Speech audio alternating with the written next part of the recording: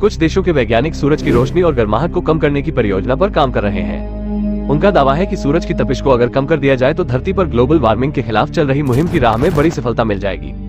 हालांकि इस परियोजना का विरोध कर रहे वैज्ञानिकों का कहना है कि अगर इस प्रोजेक्ट को तुरंत बंद नहीं किया गया तो ये आने वाले समय में धरती के लिए आत्मघाती कदम साबित हो सकता है। बड़ी बात यह है कि वैज्ञानिकों की इस बहस के बीच प्रोजेक्ट को काफी बड़ा निवेश हासिल हो गया है। सूरज को मध्यम करने की इस परियोजना को बड़ा निवेश हासिल होने के बाद अब इस मामले पर बहस भी तेज हो गई है। वैज्ञानिक सूरज की धूप को कम करने की इस रिसर्च को सोलर जियो इंजीनियरिंग कह रहे हैं। तमाम खतरों को लेकर वैज्ञानिकों की ओर से दी जा रही चेतावनियों के बाद भी इस प्रोजेक्ट पर काम कर रहे वैज्ञानिक थमने का नाम नहीं ले रहे हैं। बता दें कि इस परियोजना में शामिल कई देशों में भारत का नाम भी है।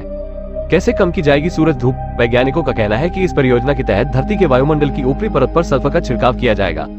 दरअसल सल्फर की परत सूर्य की किरणों को परावर्तित करके वापस अंतरिक्ष में भेज देगी। इससे धरती पर धूप अपनी पूरी तपिश के साथ नहीं पहुंच पाएगी। इससे धरती पर तापमान जरूरत से ज्यादा नहीं बढ़ पाएगा।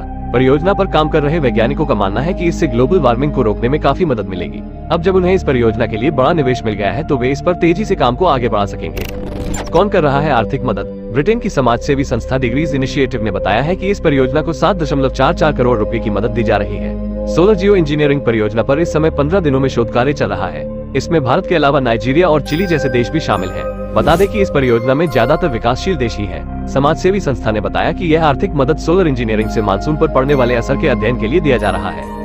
क्यों प्रोजेक्ट को मिला है फंड? डिग्रीज इनिशिएटिव ने बताया कि मानसून पर असर के साथ ही सोलर जियो इंजीनियरिंग की वजह से तूफानों और बायोडायवर्सिटी पर पड़ने वाले असर का अध्ययन करने के लिए कंप्यूटर मॉडलिंग तैयार करने के लिए भी ये फंड दिया गया है। डिग्रीज इनिशिएटिव ने साल 2018 में भी 10 देशों के वैज्ञानिकों को इस रिसर्च के लिए $9 लाख की मदद दी थी। तब वैज्ञानिकों ने दक्षिण अफ्रीका में सूखा पड़ने और फिलीपींस में चावल की पैदावार के कारण जलवायु के लिए बढ़ते खतरों का अध्ययन किया था। इस परियोजना के जरिए उन देशों को सशक्त किया जा रहा है जिन पर ग्लोबल वार्मिंग का सबसे ज्यादा असर पड़ेगा। उनको इस तकनीक के इस्तेमाल पर फैसला लेने के लिए मजबूत किया जा रहा है। पूरा फंड डिग्रीज इनिशिएटिव और ओपन फिलैंथ्रोपी व वर्ल्ड एकेडमी ऑफ साइंसेज ने मिलकर किया है। क्यों हो रहा है प्रोजेक्ट का विरोध? कुछ वैज्ञानिक सूरज की धूप को कम करने की इस परियोजना का विरोध भी कर रहे हैं। उनका कहना है कि अगर हम इस तरह से जलवायु परिवर्तन से निपटने की उम्मीद जगाते हैं तो जीवाश्म ईंधन का कारोबार करने वाली कंपनियां ग्लोबल वार्मिंग से निपटने के मामले में हाथ पर हाथ रखकर बैठ जाएंगी। वहीं इस तकनीक के इस्तेमाल से मौसम चक्र बिगड़ सकता है। इससे क्रियाशील देशों में गरीबी बढ़ने का खतरा पैदा हो जाएगा। यूनाइटेड नेशन के विशेषज्ञों की जलवायु परिवर्तन पर पेश की गई रिपोर्ट में सोलर जियो इंजीनियरिंग का कहीं जिक्र नहीं किया गया है। वहीं इसका समर्थन करने वाले वैज्ञानिक 1991 में फिलीपींस में माउंट पिन्याटुबो ज्वालामुखी के फटने पर आसमान में बिखरी राख के कारण 1 साल तक नियंत्रण में रहे वैश्विक तापमान का हवाला दे रहे हैं। वैश्विक तापमान कम करने की जल्दी क्यों? औद्योगिक क्रांति से पहले के मुकाबले बीते 8 साल का औसत तापमान इतिहास में सबसे गर्म रहा है।